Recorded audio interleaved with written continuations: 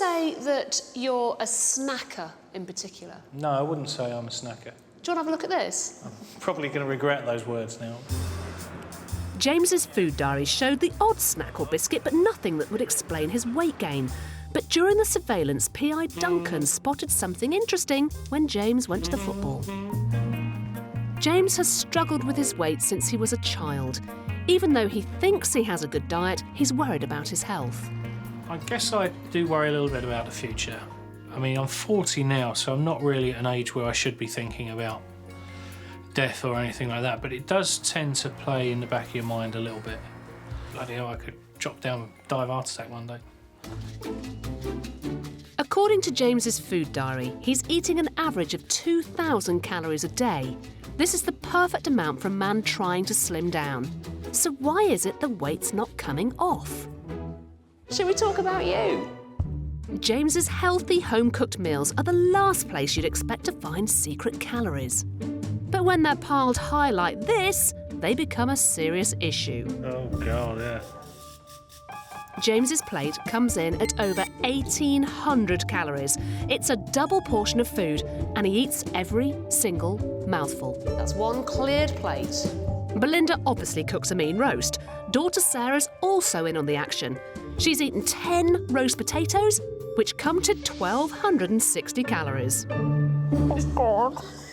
Even your dad's wincing. And then at the weekend, Belinda cooks James a good old English fry-up. On average, a breakfast like this for a man should be around 500 calories.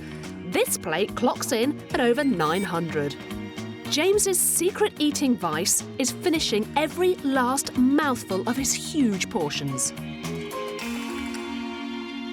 Do you ever leave anything on your plate? Very rarely. Just remind me why that is. I think it's a couple of things. I think one is that when I was younger, I was told you clear your plate, otherwise you don't have anything else, so you don't get down from the table.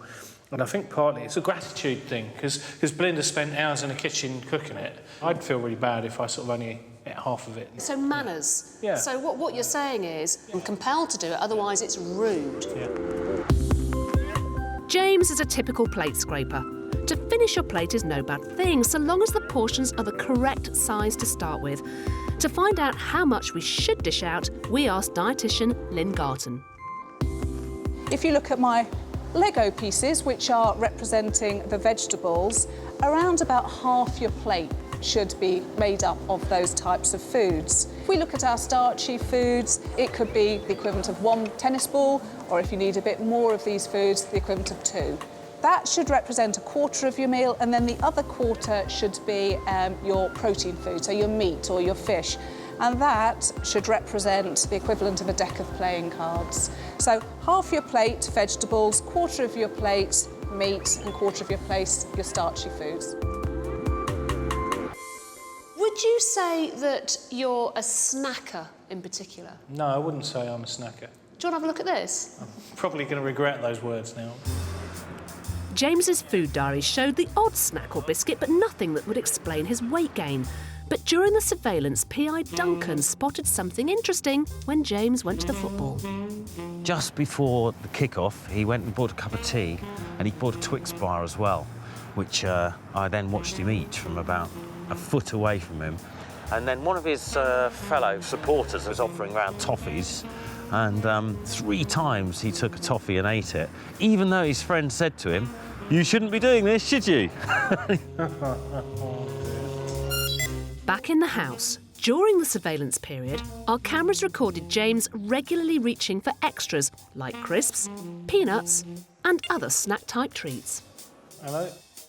During the time the cameras were recording, James's secret snacking added over 1,000 calories on top of his regular meals.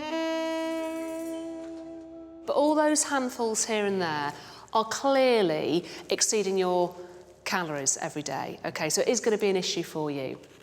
Has this been an eye-opener for you, James? Yeah, it has, actually. I think there's a certain sort of feeling of denial, because I always thought I was quite a healthy eater, but when you see it laid out in front of you, it really doesn't look like a great diet, and that really does shock me.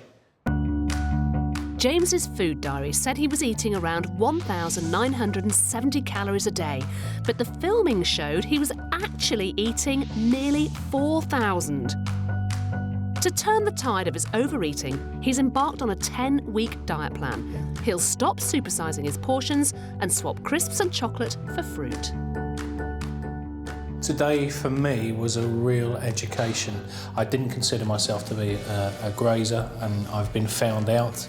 What I'm going to take away from today is I'm really going to think a lot more about what I eat and also why I'm eating it, because I think a lot of the time it's just habit, and also it's a great opportunity for me to change my life and the way that I am.